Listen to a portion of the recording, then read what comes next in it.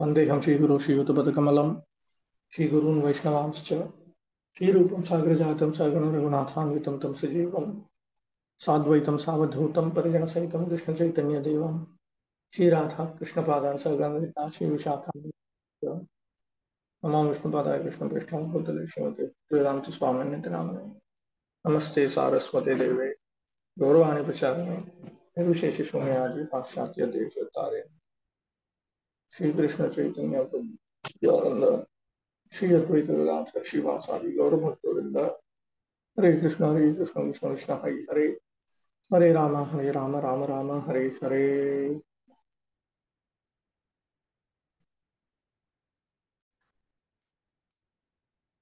सर्वशास्त्रार्थ पीयूष सर्ववेदैक सत्फल सर्वसिद्धांत रत्नाढ्य सर्वलोकैकदृक्पद सर्वभागवत प्राण श्रीमद्भागवत प्रभो तलेध्वान्तोदितादित्य श्रीकृष्ण परिवर्तित परमानंद पाठाय प्रेमवर्षक्षराय ते सर्वदा सर्वसेव्याय श्रीकृष्णाय नमस्तुमे मदेक बंधु मत्संगे मद्गुरो मन्महाधन मनस्तारक मद्भाग्य मदानंद नमस्ते साधु साधुतादाय नतनि चोच्यताकर आनमंशकदाचिन्मां प्रेम्णा हृत्कण्ठयोस्फुर ओम नमो भगवते वासुदेवाय भगवते वासुदेवाय भगवते वासुदेवाय।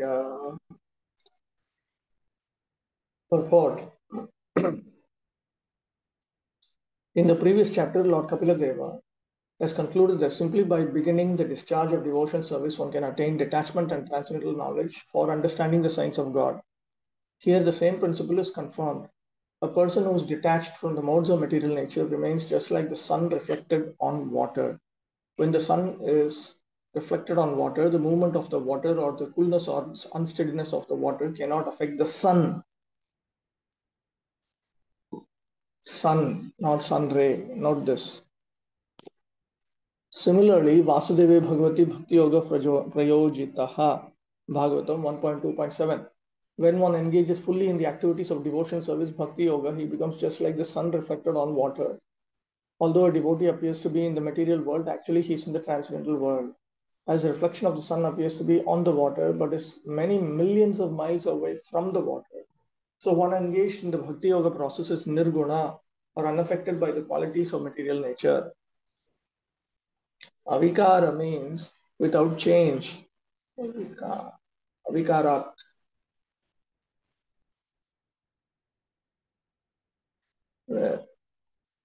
Avikara, from being without change. Because he is unchanging. Avikara is a source of avikarat. It is confirmed in Bhagavad Gita that each and every living entity is part and parcel of the Supreme Lord, and thus his eternal position is to cooperate or to dovetail with the Supreme Lord. That is his unchanging position. As soon as he employs his energy and activities for sense gratification, this change of position is called vikara. Similarly, even in this material body, when he practices devotion service under the direction of the spiritual master, he comes to the position which is without change, because that is his natural duty. As stated in the Srimad Bhagavatam, liberation means reinstatement in one's original position. The original position is one of rendering service to the Lord, Bhakti Yogena, Bhaktya. When one becomes detached from material attraction and engages fully in devotional service, that is changelessness.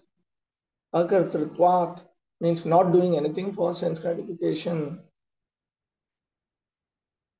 Akartritvat, by freedom from proprietorship, and does not claim proprietorship. Akartritvat means not doing anything for sense gratification. When one does something at his own risk, there is a sense of proprietorship and therefore a reaction. But when one does everything for Krishna, when one does everything for Krishna, in Prabhupada's language means when one does what is pleasing to Krishna, there is no proprietorship over the activities, but changelessness. And by not claiming the proprietorship of activities, one can immediately situate himself in the transcendental position in which one is not touched by the modes of material nature, just as a reflection of the sun is unaffected by the water. 2.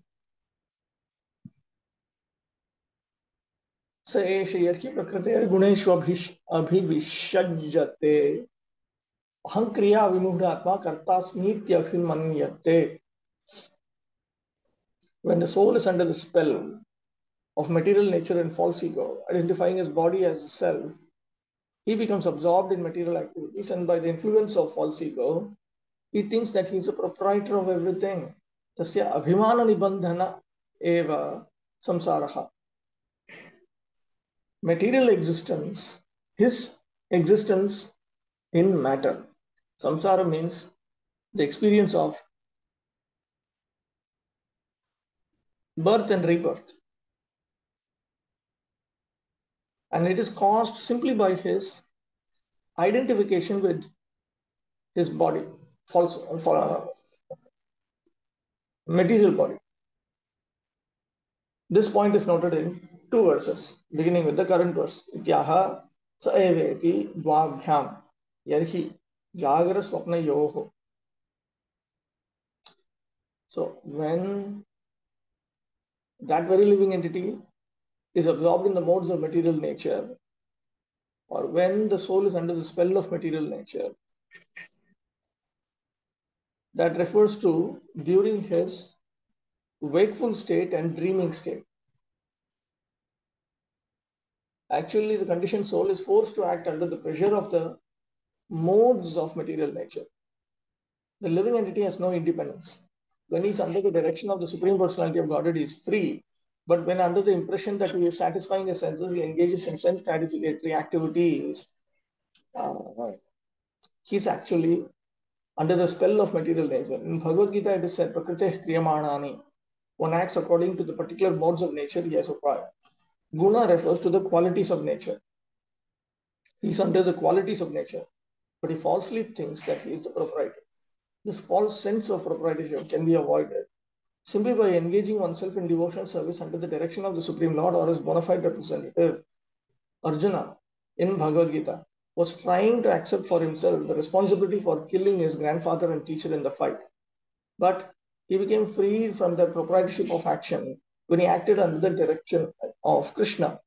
He fought, but when he was actually freed from the reactions of fighting, although in the beginning, when he was non-violent, unwilling to fight, the entire responsibility was upon him. That is the difference between liberation and conditioning. A conditioned soul may be very good and act in the mode of goodness, but still he is conditioned under the spell of material nature. A devotee, however, acts completely under the direction of the Supreme Lord. Thus, his actions may not appear to be of a very high quality to the common man, but the devotee has no responsibility. That means he is not responsible for experiencing his karmic reactions. 3. Tena samsara padavim avashobhyetyanivritaha prasangikaih karmadoshai saddasan mishra yonishu. The conditioned soul therefore transmigrates into different species of life, higher and lower, because of his association with the modes of material nature. Unless he is relieved of material activities, he has to accept this position because of his faulty work. Prasangikai, prakriti prasanga bhavai.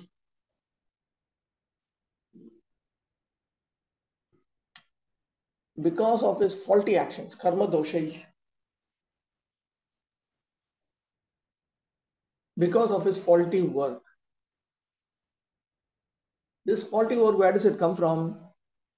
It comes from his association with material nature. Here, the word karma dosha means by faulty actions. This refers to any activity, good or bad, performed in this material world. They're all contaminated faulty actions because of material association. The foolish conditioned soul may think that he is offering charity by opening hospitals for material benefit or by opening an educational institution for material education, but he does not know that all such work is also faulty because it will not give him relief from the process of transmigration from one body to another.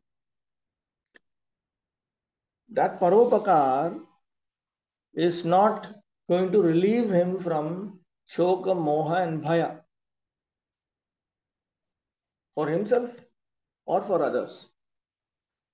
Therefore, it is considered to be faulty. It is clearly stated here, Saddasan Mishra Yonishu, in good, bad or mixed species of life, into different species of life, higher and lower.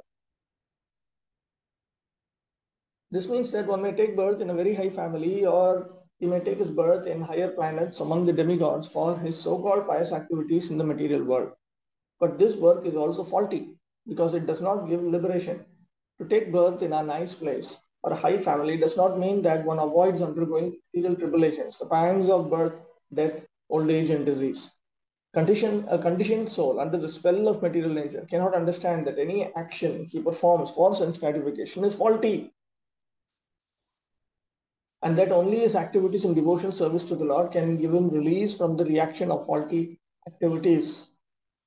So only the activities of Bhagavad Bhakti, Vishnu Bhakti, can relieve one from material existence. Of course, we are talking of pure Vishnu Bhakti.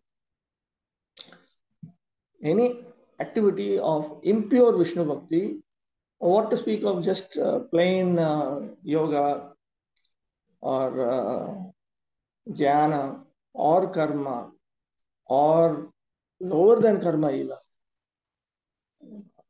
It could be Seshwara Niti, it could be Nirishwara Niti, it could be Aniti. None of these can help you. Because he does not cease such faulty activities, he has to change to different bodies, some high and some low. That is called samsara padavim, which means this material world from which there is no release. One who desires material liberation has to turn his activities to devotional service. There is no alternative.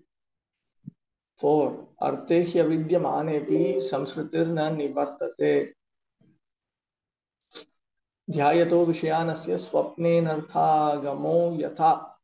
Actually, a living entity is transcendental to material existence, but because of his mentality of lording it over material nature, his material existential condition does not cease. Just as in a dream, he is affected by all sorts of disadvantages.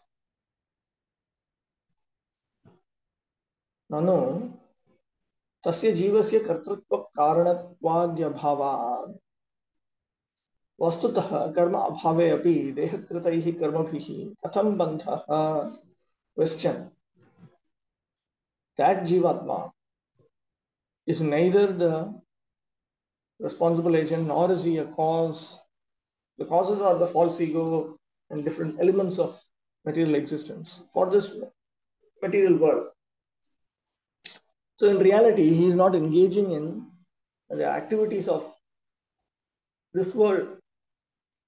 Then how is it that he becomes bound to activities which are actually performed by his body, material bodies? Tatraha. The answer is given here. Arthe, karma rupe vastuni vastutaha avidyamane api. Even though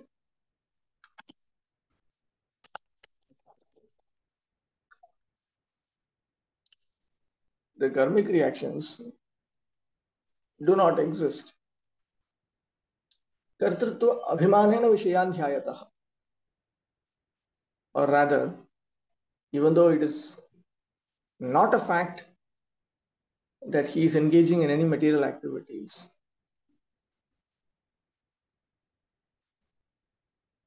because he is identifying himself as the responsible agent, he is meditating on the sense objects, vishayan dhyayatah, tatra drishtantah. Because he is doing like that, then his experience of matter will not cease. Tatra drishtantah, an example. Swapne khalu anarthasya api adhigamah sa abhimana vishaya dhyana paripakadeva ityartha. Just like in a dream, that which does not factually exist is experienced. Why is that? This is because of his intense meditation on sense objects with the uh, identification of the material body with which he tries to engage in sense enjoyment.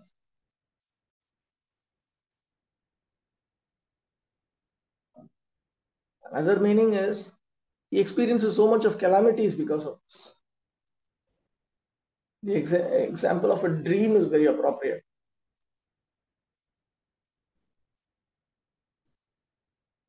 Oh,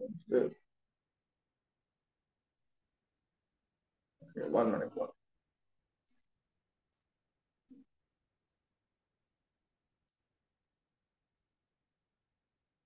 Okay. The example of a dream is very appropriate.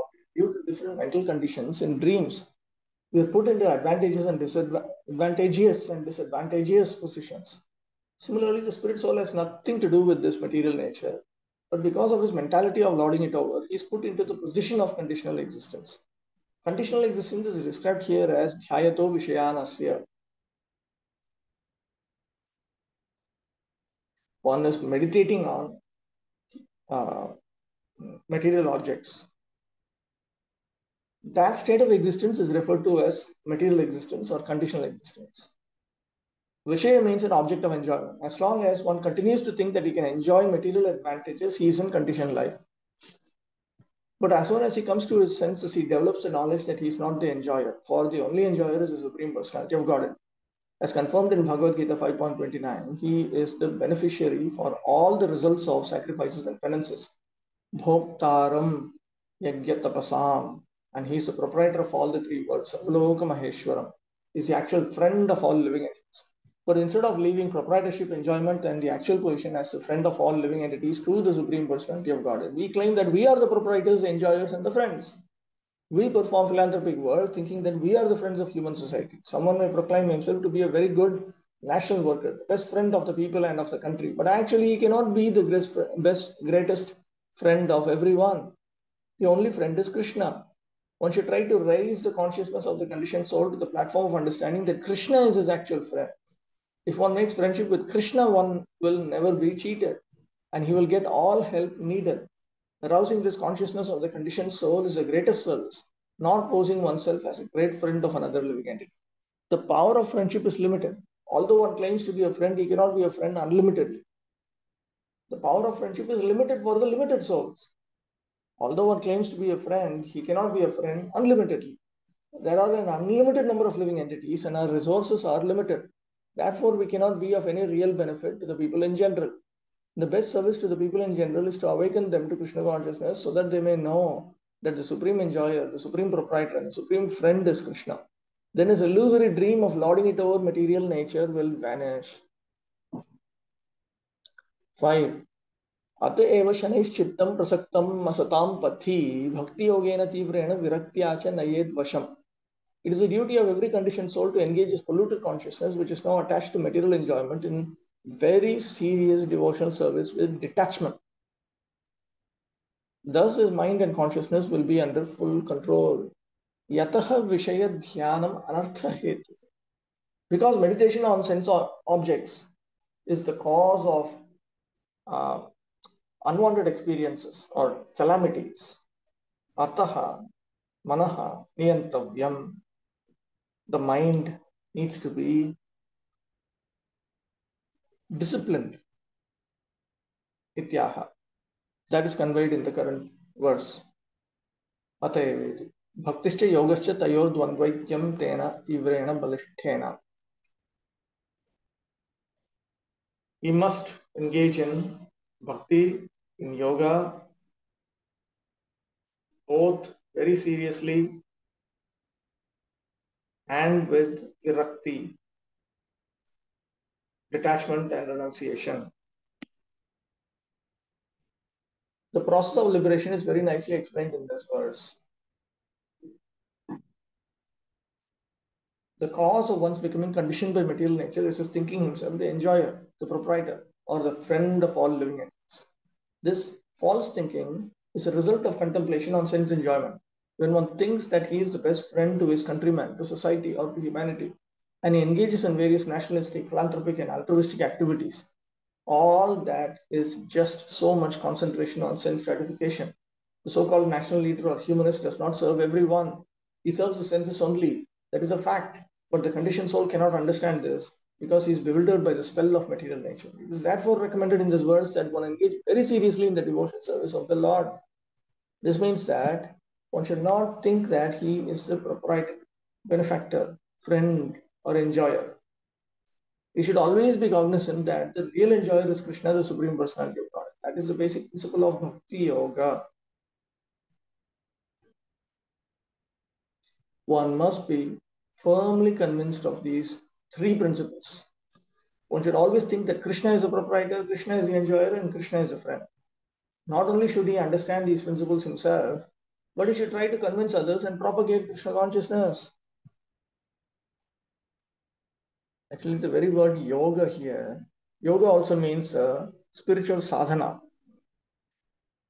So, bhakti yoga also indicates that he has to accept a spiritual process, which is very, very intense and which is bhakti in nature. This is the discipline of bhakti yoga. Not only should he understand these principles himself, but he should try to convince others and propagate Krishna consciousness. As soon as one engages in such serious devotional service of the Lord, naturally the propensity to falsely claim lordship over material nature disappears. That detachment is called vairagya. Instead of being absorbed in so-called material lordship, one engages in Krishna consciousness, that is control of consciousness. The yoga process necessitates controlling the senses. Yoga indriya samyamaha. Since the senses are always active, their activity should be engaged in devotional service. One cannot stop their activities. If one wants to artificially stop the activities of the senses, his attempt will be a failure. Even the great yogi Vishwamitra, who was trying to control his senses by the yoga process, fell victim to the beauty of Menaka. There are many such instances. Unless one's mind and consciousness are fully engaged in devotion service, there is always the opportunity for the mind to become occupied with desires for sense gratification. One particular point mentioned in this verse is very significant. It is said here, Prasaktam asatam pathi. Prasaktam asatam pathi. Attached on the path of material enjoyments, which is now attached to material enjoyment. The mind is always attracted by asat, the temporary material existence. Because we have been associated with material nature since time immemorial, we have become accustomed to our attachment to this temporary material nature. The mind has to be fixed at the eternal lotus feet of the Supreme Lord. Savai Manah Krishna Padara Vindayo. One has to fix the mind at the lotus feet of Krishna, then everything will be very nice. Thus, the seriousness of Bhakti Yoga is stressed in this verse. 6. Yamadibhir yoga pathair abhyasan shraddhayanvitaha mayi bhavena satyena matkatha shravanena cha. One has to become faithful by practicing the controlling process of the yoga system and must elevate himself to the platform of unalloyed devotional service by chanting and hearing about.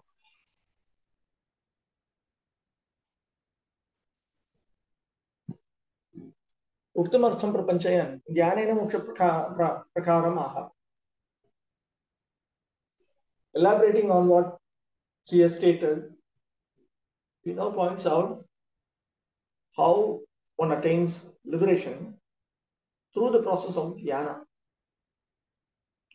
Yamadhibhir yoga pathaiha abhyasena chittam ekagri kurvan. Making one's consciousness, chitta, one pointed by the practice of the items on the pathway of yoga, beginning with yama, niyama, asana, pranayama, and so on. जीवात्मा परमात्मानं उपलभ्य सर्व अनुस्यूतं मद्वयं तं प्रतिपद्यते इति षष्ठेन अन्वयः. Then he attains the supreme. Then the Jivatma attains the Paramatma, who is the one non-dual absolute truth, who is interwoven into everything. This will be noted in a few verses from now. Mai satyena bhavena adrupa nama lila adina satyatva drishtya यह सत्यः भावः सत्यत्व भावना तेन न तो माया शबलित ब्रह्मत्व दृष्टिया मयि आयत्याम असत्यत्व भावनया इत्यर्थः. Here मयि भावेन सत्येन indicates that one should accept that Lord Kapila is speaking. So he's saying one should actually accept me as being true. That means one should accept my form, my name, my forms, my names, my pastimes, etc., all of them to be true. Not that one thinks that that I am Brahman that has been superimposed with Maya.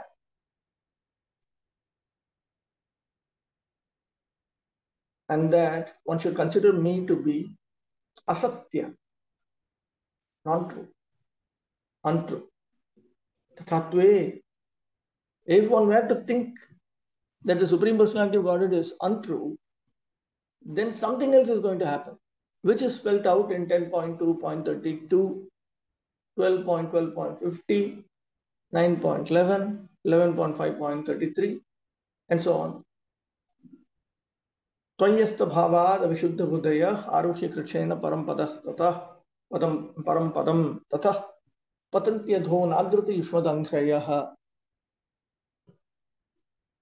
Because one's intelligence is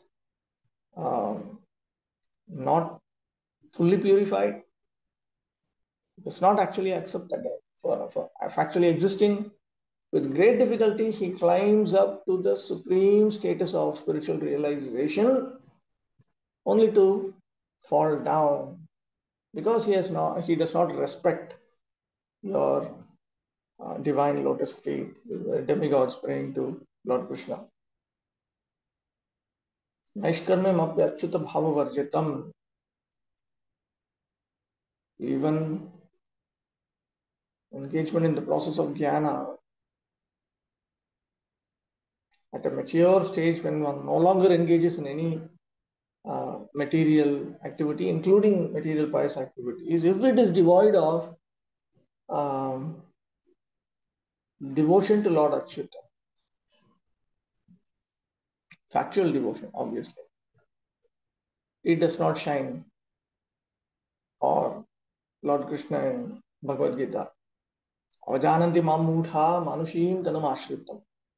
Foolish people insult me by thinking that I have accepted a material body.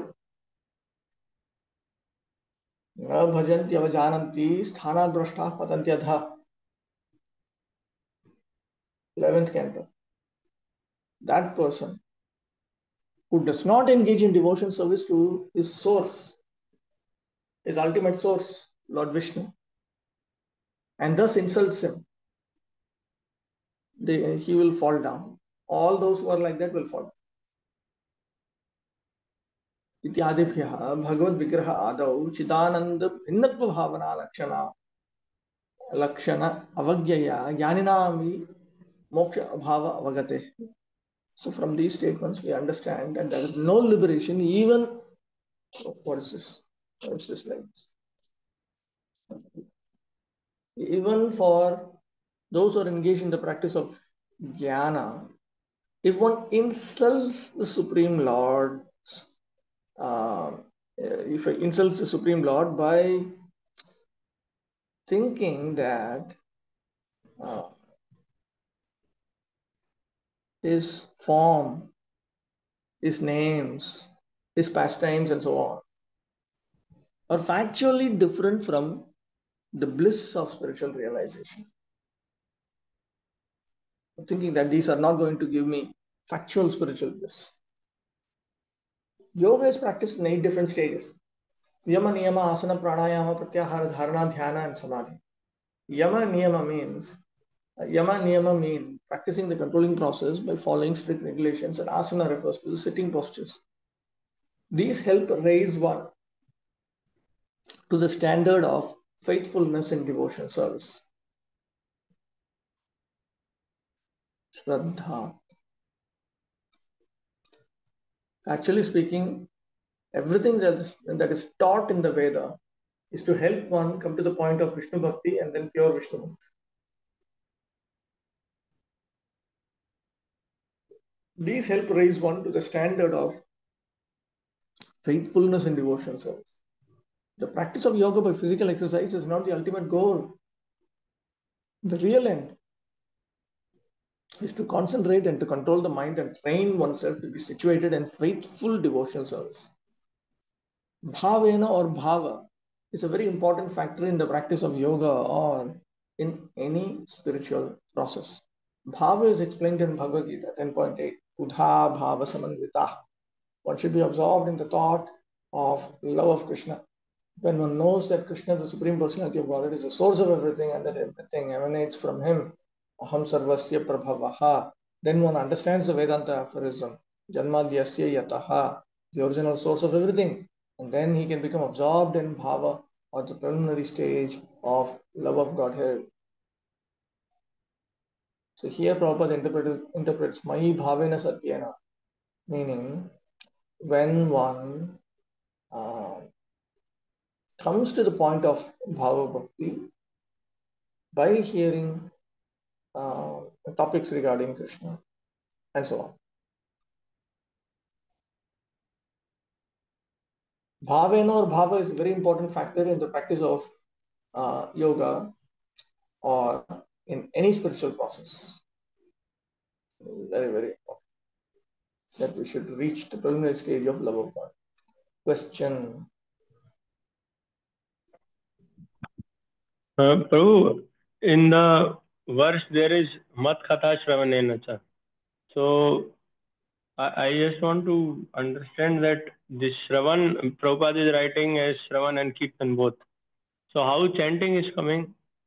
Is it included with Shravan usually? No, here, mat katha shravanena cha, the word cha includes the other items. Oh. Cha can also mean etc.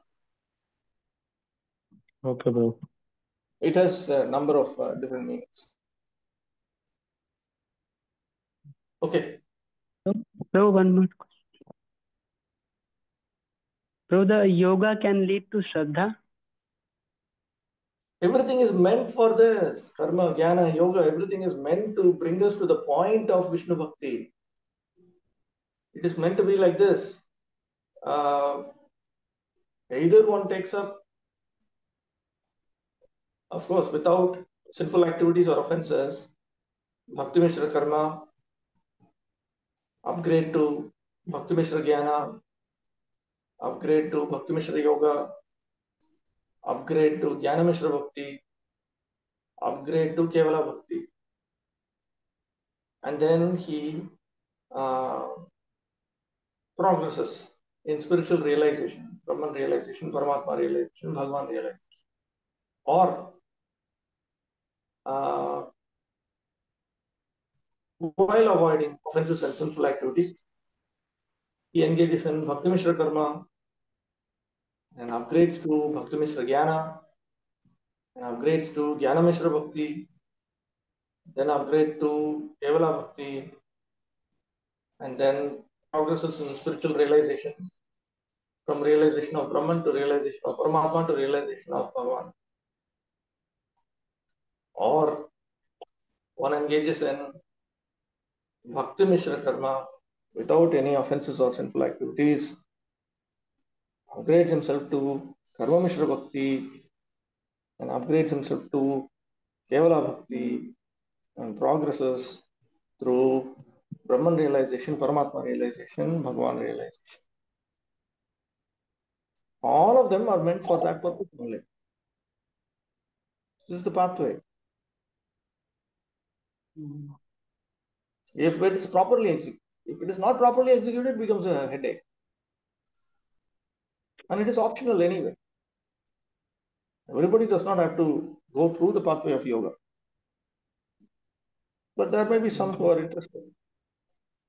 And if they come to the point, then it's okay. If they do not come to the point, then it's a waste. Yoga should culminate in yoginam api sarvesham adhyatena antaratmana shraddhavan bhajate yomam same yuktatamo mataha. It should culminate in this. Similarly, jnana should culminate in jnanavan mam prapadyate. If it does not culminate in this, then it's a waste of time. That is the teaching of Bhagavatam. If it does not culminate in Kevala Bhakti, pure Vishnu Bhakti, it's a waste of time.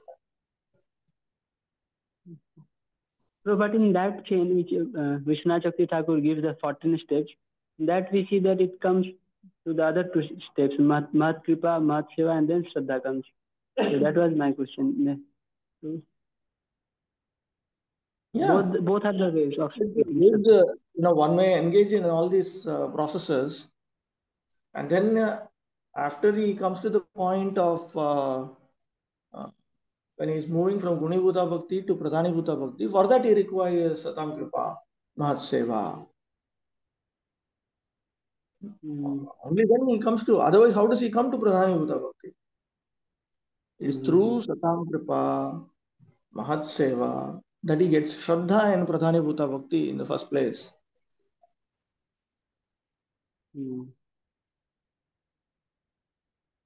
Faith in Kevala Bhakti is even more. That requires even more Satam Kripa, Mahat Seva. Of course, these sadhus are sadhus who are fixed in Kevala Bhakti. The previous sadhus are the ones fixed in Pradhanibhuta Bhakti.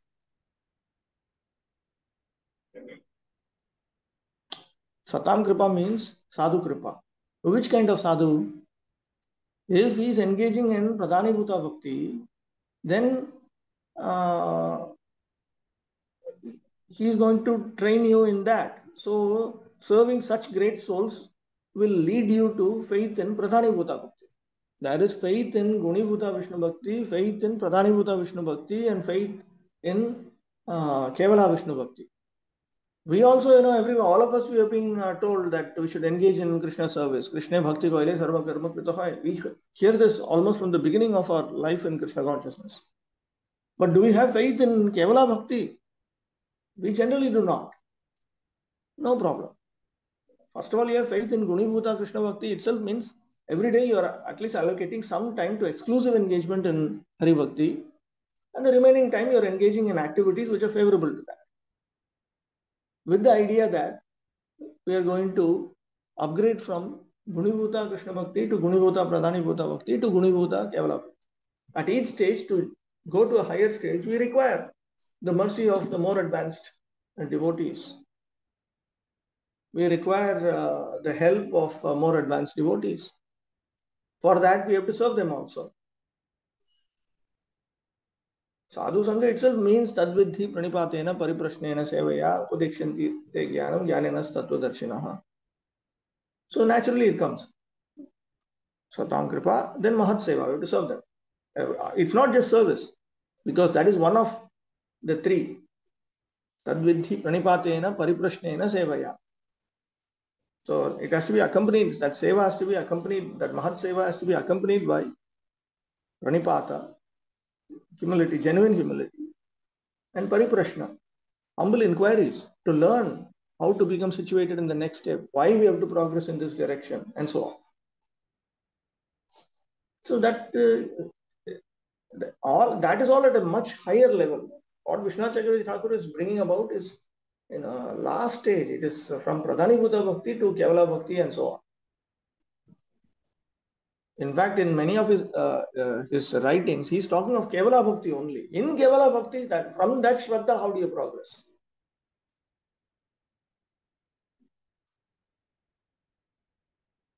These are all steps leading to that. Okay? Okay.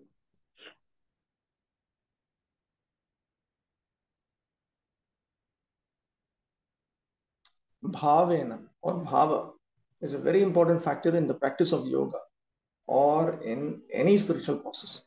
Bhava is explained in Bhagavad Gita 10.8. Udha bhava samandita. One should be absorbed in thought of love of Krishna. When one knows that Krishna, the Supreme Personality of Godhead, is the source of everything and that everything emanates from him, Aham Sarvasya Prabhava, then one understands the Vedanta aphorism, Janmadhyasya Yataha, the source of everything, and then he can become absorbed in bhava or the preliminary stage of love of God. So this bhava is the stage where we directly experience the Supreme Lord. Rupa Goswami explains very nicely in Bhakti-rasamrita Sindhu how this bhava or preliminary stage of love of God is achieved. He states that one first of all has to become faithful, Shraddhayanvitaha. Faith is attained by controlling the senses, either by yoga practice, following the rules and regulations and practicing the sitting postures, or by engaging directly in Bhakti Yoga as recommended in the previous verse. Of the 9 different items of Bhakti Yoga, the first and foremost is to chant and hear about the Lord. That is also mentioned here. Mat katha shravanena cha. One may come to the standard of faithfulness by following the rules and regulations of the yoga system, and the same goal can be achieved simply by chanting and hearing about the transcendental activities of the Lord. The word cha is significant. Bhakti Yoga is direct and the other process is indirect. But even if the indirect process is taken, there is no success unless one comes fully to the direct process of hearing and chanting the glories of the Lord. So, I may be in any form of Pradhanibhuta Bhakti, but I must come to the point of Kevala Bhakti. Therefore, the word Satyena is used here. Satyena. Mai Bhavena Satyena. In this connection, Swami Sridhara comments that Satyena means Nishkapatena. Satyena, Nishkapatena. Bhavena, Premna. The impersonalists are full of duplicity. Sometimes they pretend to execute devotion service, but their ultimate idea is to become one with the Supreme. This is duplicity, kapata. The Bhagavatam does not allow this duplicity. In the beginning of Srimad Bhagavatam, it is clearly stated, Paramo Nirmatsaranam. This treatise, Srimad Bhagavatam, is meant for those who are completely free from envy. The same point is again stressed here. Unless one is completely faithful to the Supreme Personality of Godhead and engages himself in the process of hearing and chanting the glories of the Lord, there is no possibility for liberation. 7. Sarvabhuta samatvena nirvairena prasangataha brahmacharyena maunena swadharmena baliyasa. In executing devotion service, one has to see every living entity equally, without enmity towards anyone, yet without intimate connections with anyone. What is this? Without enmity towards anyone, yet without intimate connections with anyone. One has to observe celibacy, be grave, and execute its eternal activities, offering the results to the Supreme Personality of Godhead. Baliyasa, Ishvara Arpitena. What is that? Swadharmena Baliyasa. He has to offer the result to the Supreme Lord, offering the results to the Supreme Personality of God. A devotee of the Supreme Personality of Godhead who seriously engages in devotion service is equal to all living entities. There are various species of living entities, but the devotee does not see the outward covering. He sees the inner soul inhabiting the body. Because each and every soul is part and parcel of the Supreme Personality of Godhead, he does not see any difference. That is the vision of a learned devotee. As explained in Bhagavad Gita, a devotee or a learned sage does not see any difference between a learned Brahmana, a dog, an elephant, or a cow, because he knows that the body is the outer covering only, and that the soul is actually part and parcel of the Supreme Lord. A devotee has no enmity towards any living entity, but that does not mean that he mixes with everyone. That is prohibited. Aprasangataha means not to be in intimate touch with everyone. Aprasangataha, sangatyage.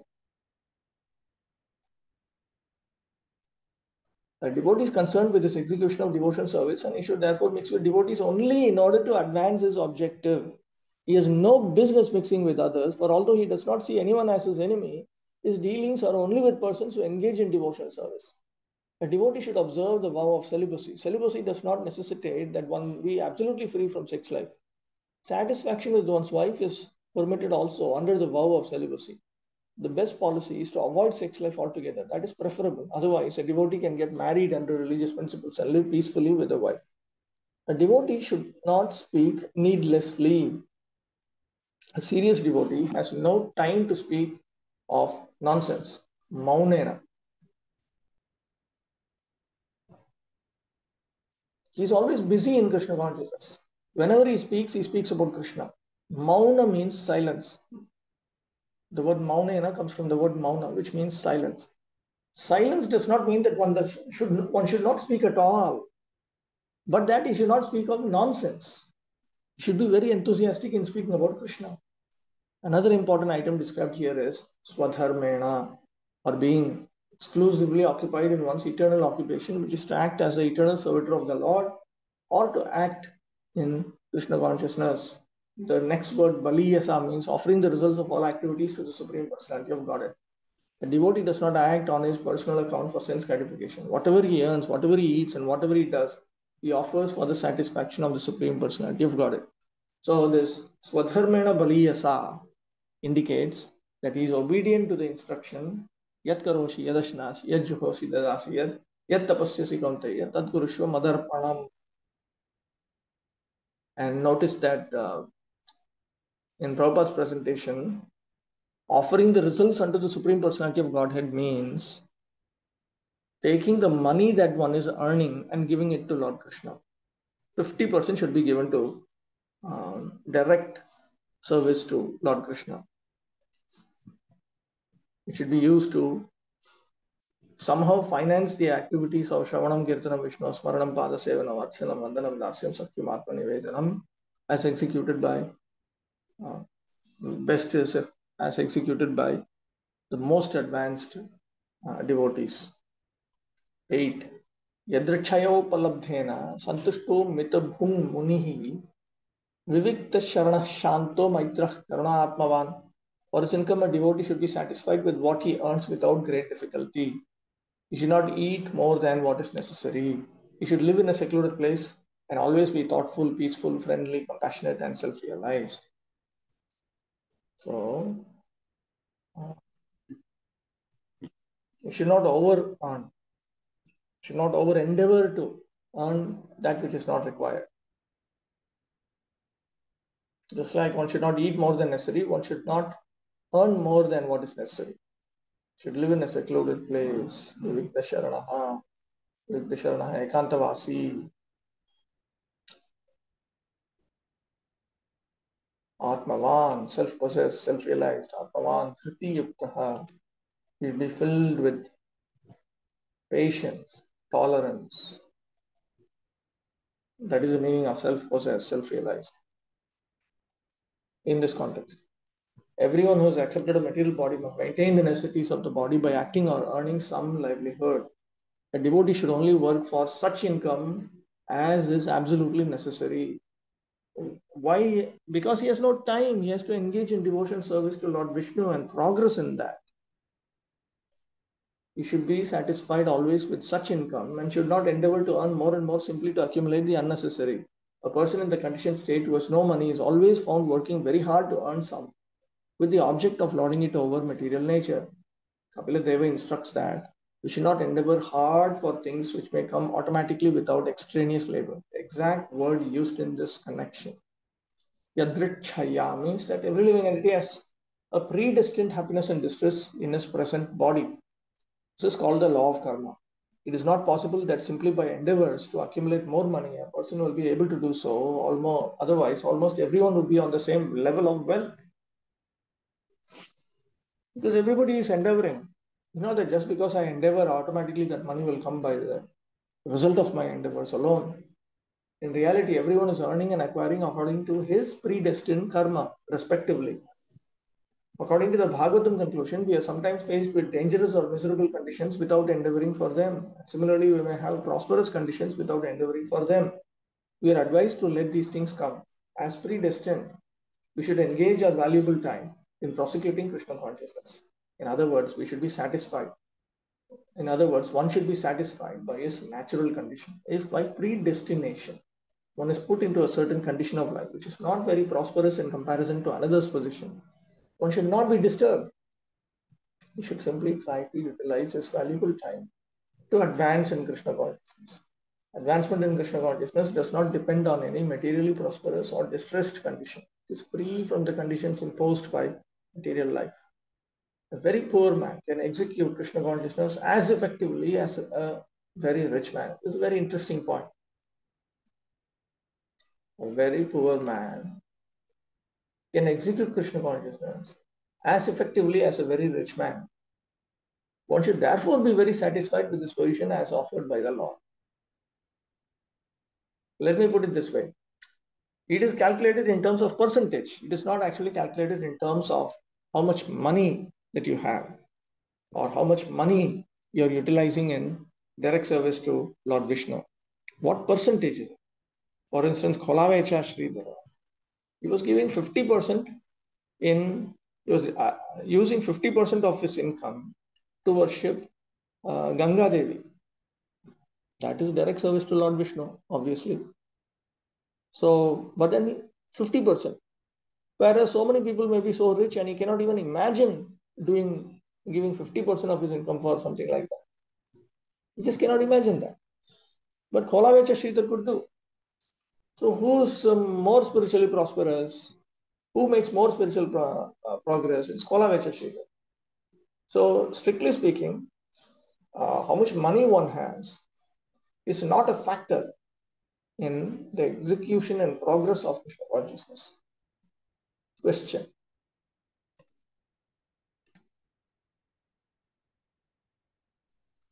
Prabhu, here, if anything comes on its own by the previous karma, then why we need to work at all?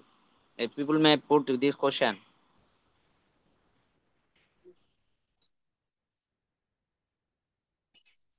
How will you maintain your body? Even if you do not endeavor to work, Prakriti-stvam niyo, there's a statement in Bhagavad Gita. Even if you do not want to engage in your prescribed activity, Prakriti will force you to do that.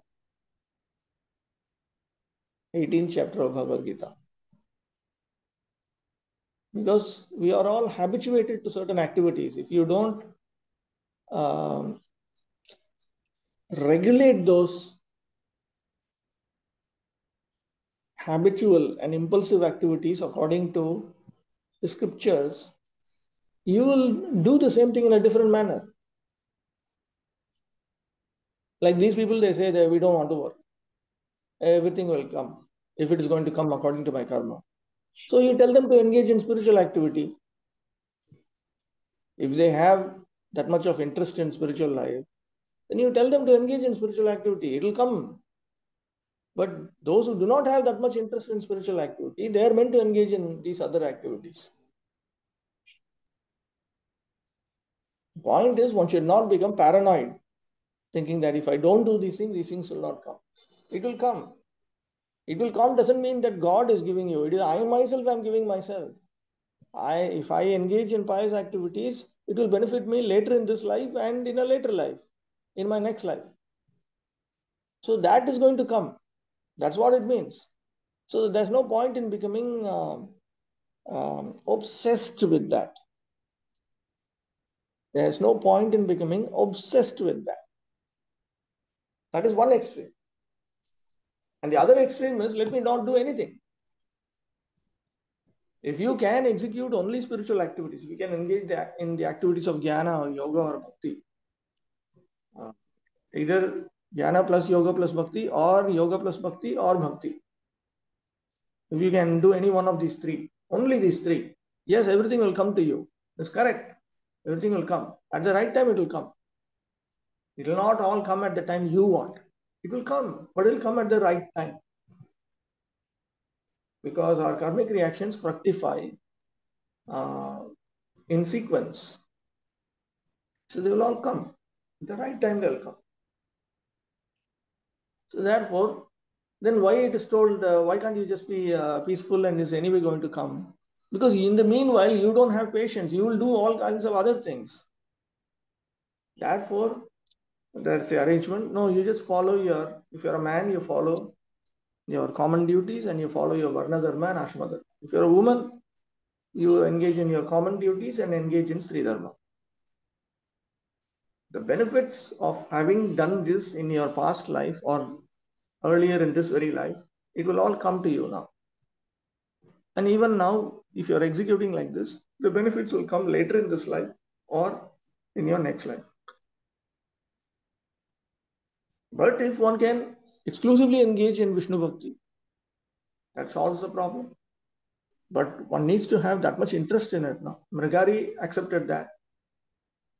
There's so many others. Haridas Thakur, when he was preaching to some fallen lady also, he told uninterruptedly chant, Nirantar Naam La, uninterruptedly chant the holy name of Krishna. And she accepted it. So if you have that much interest and you accept it, then you will have no problem, because everything that is supposed to come will come. But if you don't have that much of interest, that much of seriousness, your shraddha, pragya, spriha, kriya is not up to the mark, then you will do other things to prevent you from doing other things which will harm you.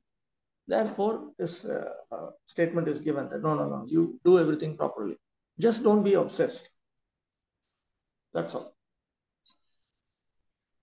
Okay, let's move on.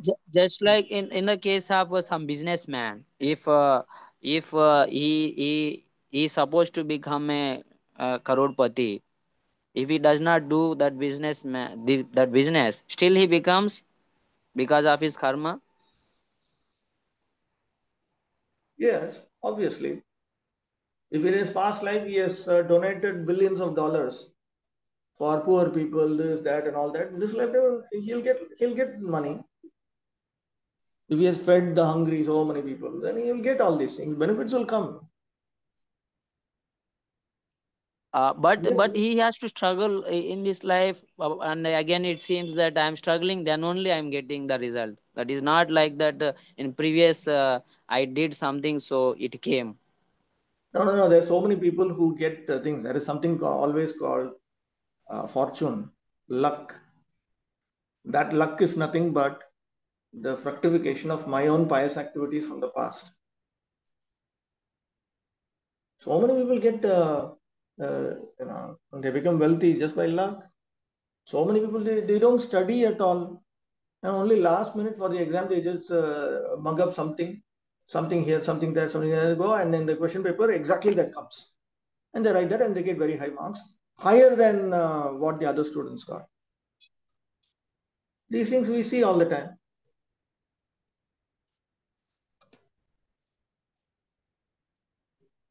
Yeah. We see it now. Otherwise, why does these people keep complaining? I worked so hard, somebody else didn't work anything, and he got such so much money, this, that, this, so many things. Daivam Chaivatra Panchamam. The fifth cause is destiny. Destiny is what we ourselves write. We are the writers of our own destiny.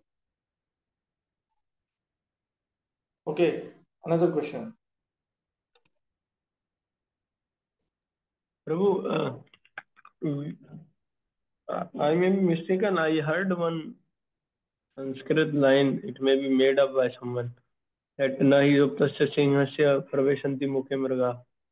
So there they say that because Somapati Prabhu asked that even if he doesn't endeavor in business, still he is getting fortune. So in people say that no, at least you should work, then only you will get the result.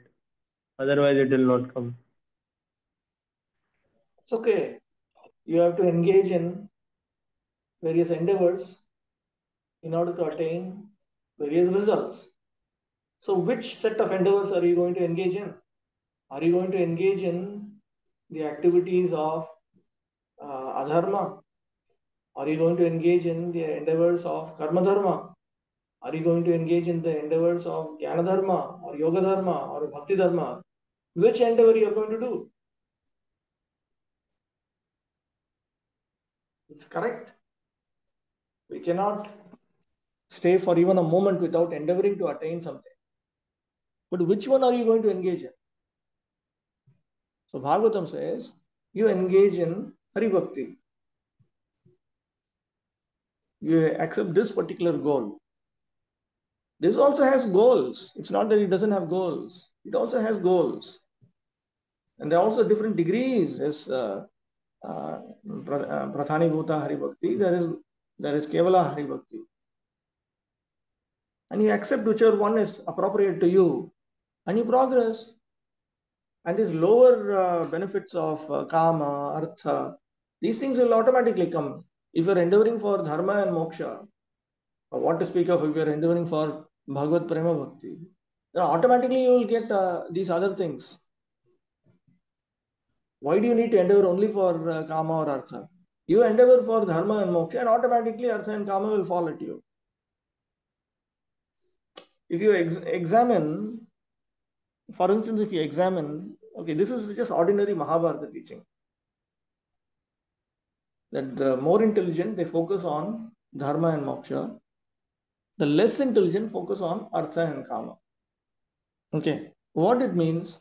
It means the more intelligent people, they engage in activities that lead to dharma and moksha. So the activities which lead to dharma, here dharma means pious credits. The activities which lead to these pious credits, what are they?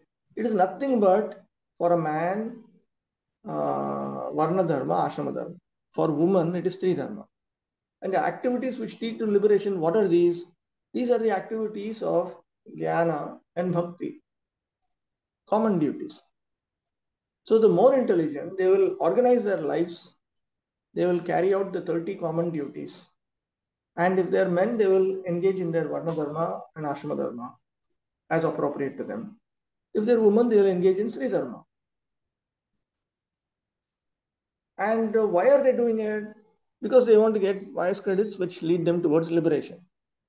It's just ordinary, it's the ordinary method of presentation of Vishnu Bhakti. They are not very interested in Artha Kama. But Artha Kama will automatically fall on them. Are they endeavoring for anything or not? Yes, they are endeavoring. Because they have to carry out their Varna Dharma and Ashrama Dharma.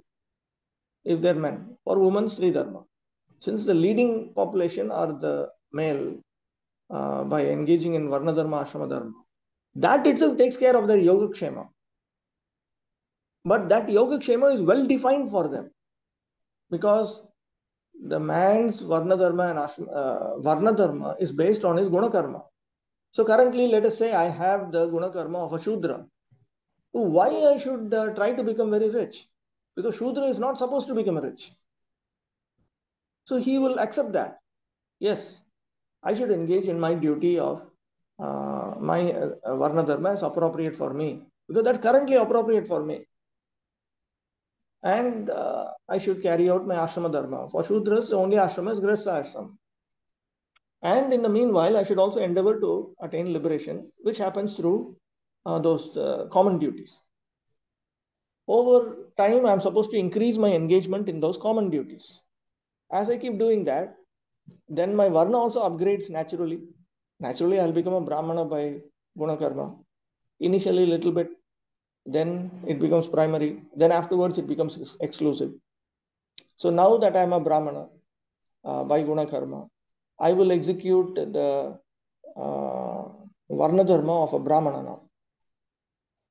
And correspondingly, I'll situate myself in the ashrama's environment because Brahmana can be brahmachari or grihastha or vanaprastha or sannyasi. So previously, if he was grihastha, he'll become vanaprastha or sannyasi. He'll move forward. What has he lost in his yoga kshema as of now? Nothing he has lost. So there's no reason for being that financial insecurity. There's no place for unnecessary anxiety regarding financial insecurity because it's already taken care of within the system of Varna Dharma, Ashrama Dharma, Sri Dharma. All these things take care of this. Infrastructure is taken care of.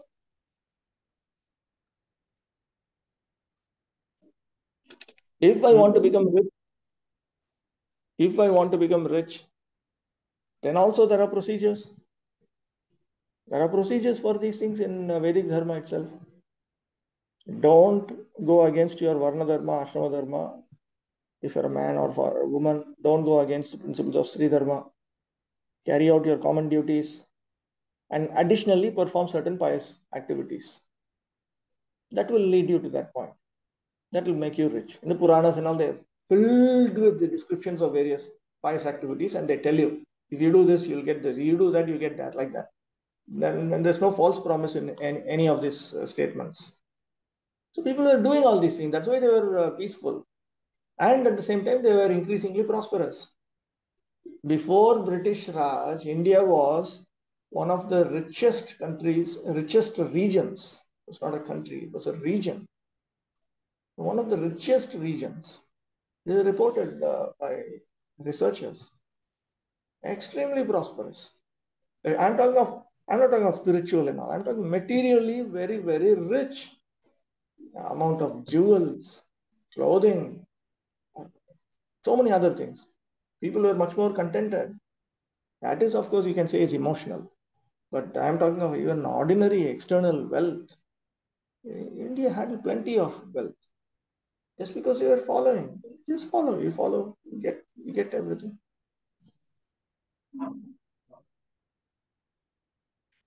Modern people have this fear only, that when you pointed out that which type of endeavors you will do, adharma or karma or yoga or bhakti.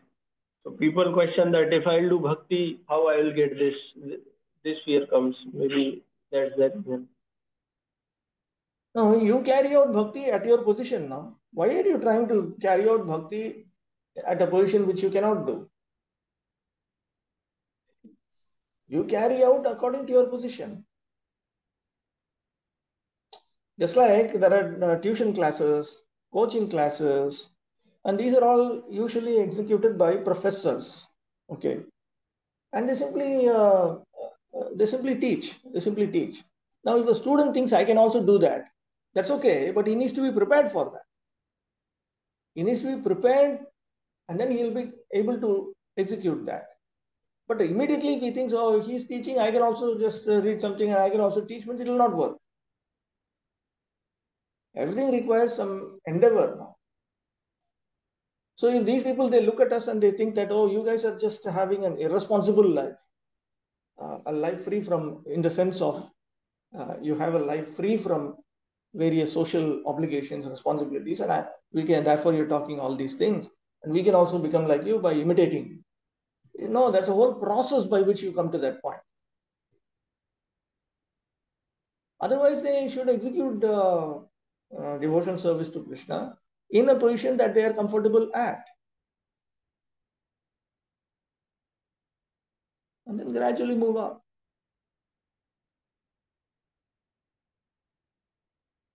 Okay, let's move on.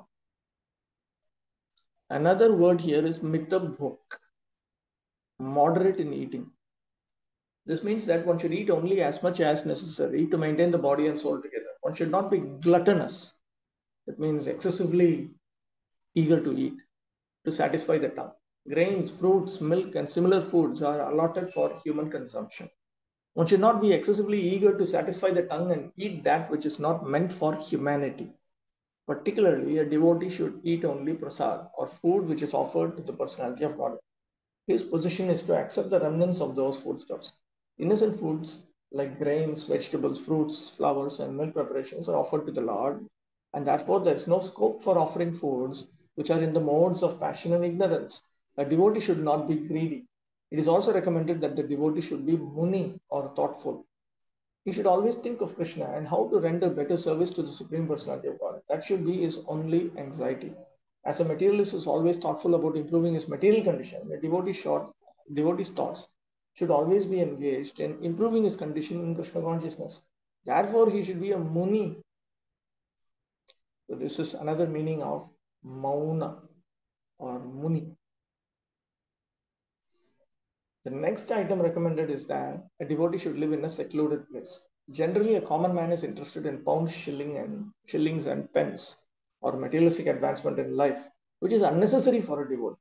A devotee should select a place of residence where everyone is interested in devotional service. Because we are social animals, we become affected by our dealings with others. Generally, therefore, a devotee goes to a sacred place of pilgrimage where devotees live. It is recommended that he live in a place where there is no large number of ordinary men. It is very important to live in a secluded place. Vivikta Sharana. Shantaha. The next item is Shanta. Shantaha, originally. Or peacefulness. The devotee should not be agitated. He should be satisfied with his natural income. Eat only as much as he needs to keep his health. Live in a secluded place and always remain peaceful. See, the whole idea is that for a person who's interested in dharma and in attaining dharma, sadhya dharma, pious credits, and moksha, the pursuit of arthakama is more or less irrelevant. He's only interested in that amount of Artha Kama which will help him attain Dharma and Moksha. He's not interested more in that. That is why Prabhupada writes here, he should be satisfied with his natural income. Eat only as much as he needs to keep his health. Live in a secluded place and always remain peaceful. Peace of mind is necessary for prosecuting Krishna consciousness. The next item is Maitra. Maitra. Friendliness. A devotee should be friendly to everyone, but his intimate friendship should be with devotees only. With others, he should be official. So there is official friendship and intimate friendship. He may say, yes, sir, what you say is all right, but he's not intimate with them. That means he does not actually believe in that, does not actually take that into account and apply it in his life and so on. A devotee should, however, have compassion for persons who are innocent, who are neither atheistic nor very much advanced in spiritual realization. A devotee should be compassionate towards them and instruct them as far as possible in making advancement in Krishna consciousness. A devotee should always remain Atmavan, or situated in his spiritual position. He should not forget that his main concern is to make advancement in spiritual consciousness or Krishna consciousness, and he should not ignorantly identify himself with the body or the mind. Atma means the body or the mind. Here the word Atmavan especially means that one should be self-possessed. Should always remain in the pure consciousness that he is spirit soul and not the material body or the mind. That will make him progress confidently in Krishna consciousness. So he does not forget the reality of his relationship with this world and his relationship with Krishna. 9. Sanubhandhe cha dehismin akurvan sadagraham jnanena drishtatattvena prakrite purushasya cha. One's seeing power should be increased through knowledge of spirit and matter, and one should not unnecessarily identify himself with the body and thus become attracted by bodily relationships. Asad agraham, aham mamattam. So he should not be eager to experience that which is temporary. That is what is known as the bodily concept of life. In other words, one should not unnecessarily identify himself with the body. That means you should not become obsessed with thoughts of I, me, mine. Prakriti purushasya cha drishtam tattvam yena tena jnanena. Plus, he should have knowledge about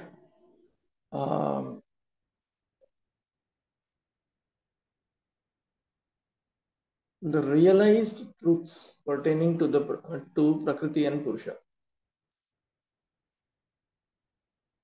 The conditioned souls are eager to identify with the body and consider that the body is myself and that anything in relationship with the body or possessions of the body is mine. In Sanskrit, this is called aham mamata, and it is the root cause of all conditional life. A person should see things as the combination of matter and spirit. He should distinguish between the nature of matter and the nature of spirit, and his real identification should be with spirit, not with matter. In other words, at no point, if we want to attain success in the spiritual pathway that is taught in the Vedic scriptures, at no point should we forget to consider all the different aspects of spiritual life. Shraddha, Pragya, Spriha, Kriya. These should increasingly consume our consciousness, should consume our mind. That is the point. That is what Bhagavatam is teaching us. We should distinguish between the nature of matter and the nature of spirit, and his real identification should be with spirit, not with matter. By this knowledge, one should avoid the false bodily concept of life. Yes, that's a question here. So simply by having the knowledge, can one increase his seeing power? That is one of the many things that are required. There are several things which are required. You can see in this list. But that is one of the things that is required. One's seeing power should be increased through knowledge. One's realization should be increased through one's understanding, which should be increased through one's knowledge. all of this has effect. So if one's seeing power is not increasing, means what is the defect?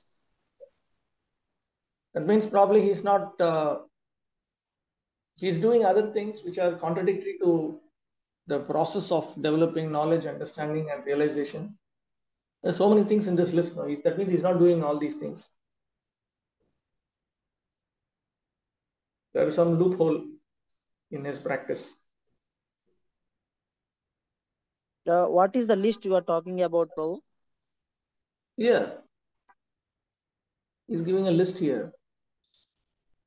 See how he should be, what he should eat, how much he should eat. There's so many things he's saying. Oh, This is yeah. the list. Okay, okay. Yeah.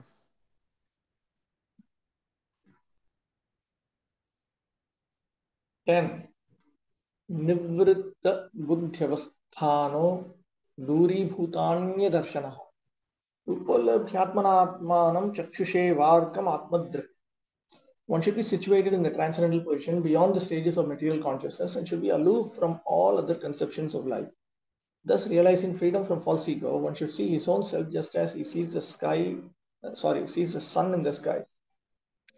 Nivrittani buddhi avasthanani jagratadini yasya saha. He should be situated in the transcendental position beyond the stages of material consciousness. Should have transcended the stages of material consciousness. Stages of material consciousness are Jagrat, wakeful stage, Swapna, dreaming stage, and so on.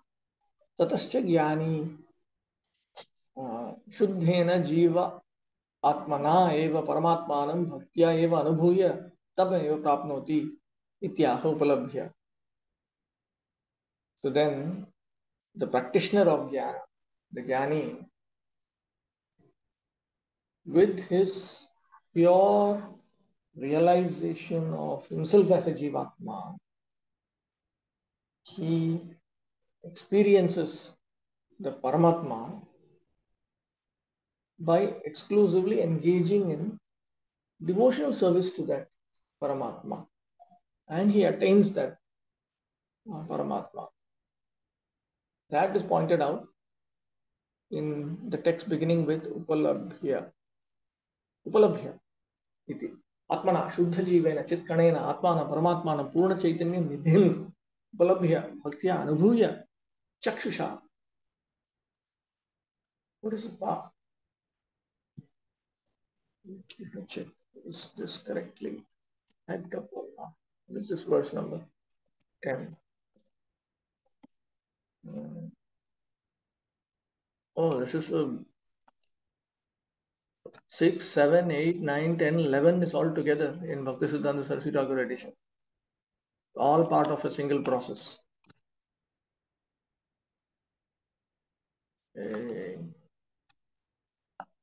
Where is this? Tatascha Jnani Shuddhena Jivatmana. Okay. Atmana Shuddha Jivena Chitkanena Atmanam Paramatmanam Purna Chaitanya Nidhim. Do I have that?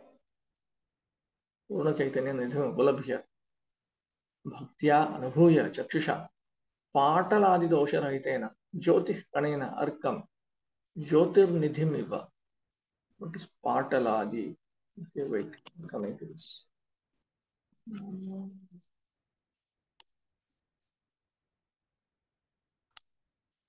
Oh, okay. Lot of explanations here. Okay, just wait. It appears to be a certain type of eye defect. Okay, Jyotish Kanena Arkam Jyotir Nidhimeva. Just like okay, the Jiva, the pure Jivatma is a spiritual particle. And when he realizes the complete ocean of consciousness in the form of the Supreme Soul, the Paramatma, that means when he realizes him through bhakti, the activities of bhakti, that is like a person who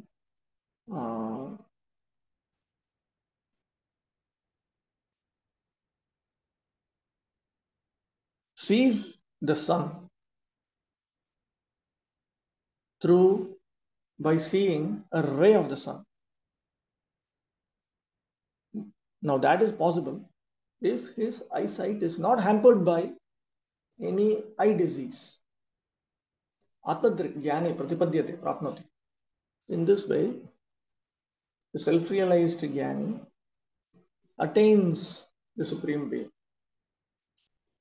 Atra, in this connection, पाटलादि दोषरहितेन अपि चक्षुषा यथा उलूकादिः अर्कं न पश्यति किन्तु तद्भिन्नः मनुष्यादिः एव अर्कं पश्यति.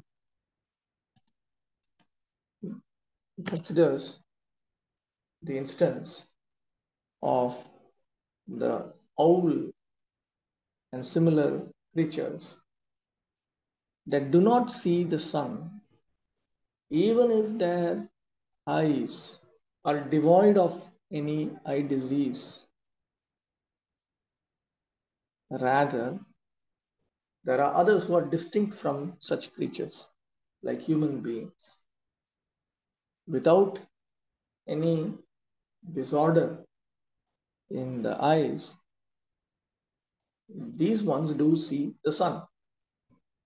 Tatha eva, in a similar manner, Shuddhena api jivatmana bhakti rahitah jnani paramatmanam na anubhavati. Even when one realizes himself as a pure jivatma, if he is devoid of bhakti, then that jnani does not realize paramatma. Kintu bhaktiman eva anubhavati. Rather, only a person, a jnani, who has come to the point of Vishnu Bhakti, only he realizes the Paramatma. Bhakti aham ekaya grahya. Because the Supreme Lord has clearly stated in 11.4, 14.21 of Bhagavatam and in Bhagavad Gita 11.55 that he can be experienced only through the activities of Bhagavad Bhakti. Bhakti aham ekaya grahya. I can be grasped or I can be realized only when one executes bhakti to me as the one and only pursuit, ekaya, or in Bhagavad Gita. Through bhakti, one gets to know me as much as I am in reality. And then, having known me in reality, he enters into the spiritual atmosphere. Consciousness acts in 3 stages under the material conception of life. When we are awake, consciousness acts in a particular way. When we are asleep, it acts in a different way. And when we are in deep sleep, consciousness acts in still another way. To become Krishna conscious, one has to become transcendental to these 3 stages of consciousness. Our present consciousness should be freed from all perceptions of life other than consciousness of Krishna, the Supreme Personality of God. This is called Duri Bhutanya Darshanaha. Duri Bhutanya Darshanaha. Having kept other conceptions of life far off from him, should be aloof from all other conceptions of life. One point I will note, that if one has accepted the pathway of Krishna consciousness, surrendered unto Krishna, accepted initiation from Krishna's representative, he should not try to develop other conceptions of life. He should not take shiksha on the scriptures from those who are not practicing Krishna consciousness according to the scriptures. Specifically, if one has entered into a particular branch of the tree of Vedic knowledge, if one has, let us say, he has entered into the pathway of Bhakti, Vishnu Bhakti, and then let us say he has entered, become a Gaudiya Vaishnava, it's taken initiation, then he should not start learning from practitioners of any other branch of Vedic knowledge on how to attain the highest goal of life. You should not do tadvidhi pranipatena pariprashnena sevya and all with others at the same time. Then you go nowhere. You go nowhere. Therefore, it is said you should avoid all other conceptions of life. This means this. That's all. Just focus on this until you attain perfection in this. That's all. For that, Krishna will give all kinds of guidance. Our present consciousness should be freed from all perceptions of life other than consciousness of Krishna, the Supreme Personality of Godhead. This is called Duri Bhutanya Darshana, which means that when one attains perfect Krishna consciousness, he does not see anything but Krishna. In the Chaitanya Charitamrita, it is said that the perfect devotee may see many movable and immovable objects, but in everything he sees that the energy of Krishna is acting. As soon as he remembers the energy of Krishna, he immediately remembers Krishna in his personal form. Therefore, in all his observations, he sees Krishna only. In the Brahma Samhita 5.38, it is stated that when one's eyes are smeared with love of Krishna, Manjana Charita, he always sees Krishna outside and inside. This is confirmed here. One should be freed from all other vision. And in that way, he is freed from the false egoistic identification and sees himself as the eternal servitor of the Lord. Chakshushevārkam, as we can see the sun without a doubt, one who is fully developed in Krishna consciousness sees Krishna and his energy. By this vision, one becomes Atmadrik or self-realized. When the false ego of identifying the body with the self is removed, actual vision of life is pursued. The senses therefore also become purified. The real service of the Lord begins when the senses are purified. One does not have to stop the activities of the senses, but the false ego of identifying with the body has to be removed. Then the senses automatically become purified, and with purified senses, one can actually discharge devotional service. Okay, question. Yes. Prabhuji, when you explained this freed from all other conceptions, we see that in modern ISKCON, devotees have this tendency a lot. They want to hear from this Babaji, that Babaji, whoever is trending or viral. They feel somehow they are attracted to them. I don't know what's the reason. So does this happen automatically that one becomes fixed only in following Prabhupada's words without getting attracted to others, or is there a specific some things need to be done so that? First of all, one has to, when one explores Krishna consciousness, before dedicating himself to Krishna consciousness, you come to a point and you understand this person is perfect in his guidance regarding Krishna consciousness. So first of all, that when we realize that Prabhupada's teachings on Krishna consciousness is perfect, is both relevant and perfect and practical, then you only need to listen to him and whoever he accepts as an authority, understanding his own teachings to be both the introduction and conclusion to the teachings of his predecessor authorities. So then anyone's teachings that is fully in line with Prabhupada, that is acceptable to us. But we need to be fixed in that acharya, no? Otherwise, how do you attain progress from knowledge to understanding to realization? Otherwise, what? I'm just listening to everyone here, this one, that one, this one. There are people who listen to, not just listen, they actually follow persons from other Vaishnava lines. There may be some who may be listening to Mayavadis also. All kinds of things are happening, all kinds of mess is happening. And these people, they cannot progress in Krishna consciousness. They cannot progress. I think the biggest problem is our people don't have a yardstick to understand who's progressing and who's regressing. The general delusion is I'm doing something and after I die, I'll go back to Godhead. That's all. These things have to be properly understood. Okay, another question. Somapati Gauranga. Prabhu, here it is mentioned in the deep sleep, consciousness acts still in another way. What does it mean? First of all, I don't see any kind of deep sleep happens after after one comes to the mature stage, because he's also always anxious in material condition, even in the spiritual condition.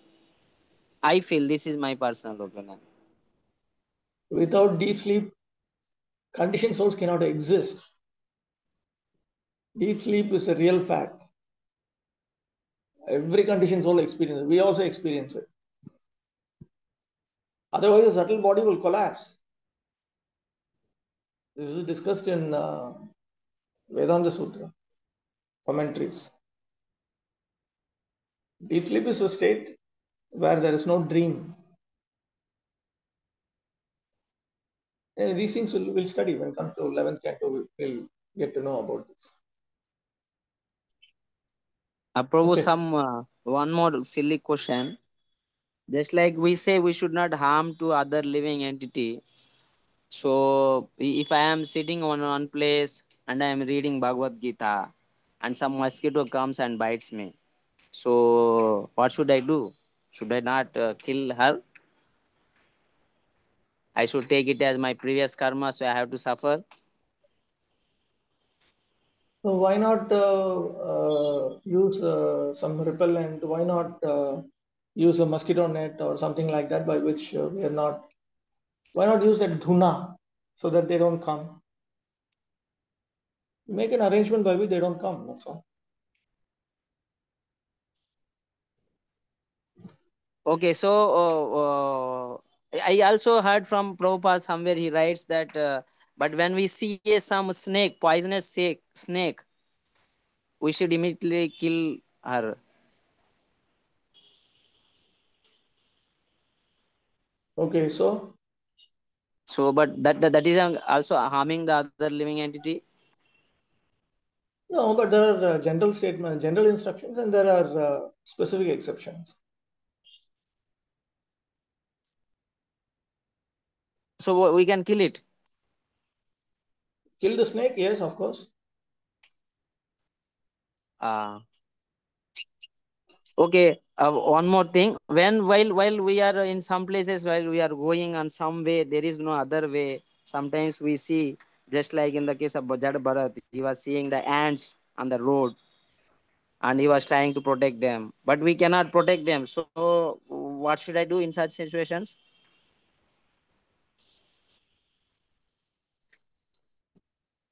Do the best. Try to avoid those kinds of situations as much as possible. Pray to Krishna for help. Krishna will certainly give some help.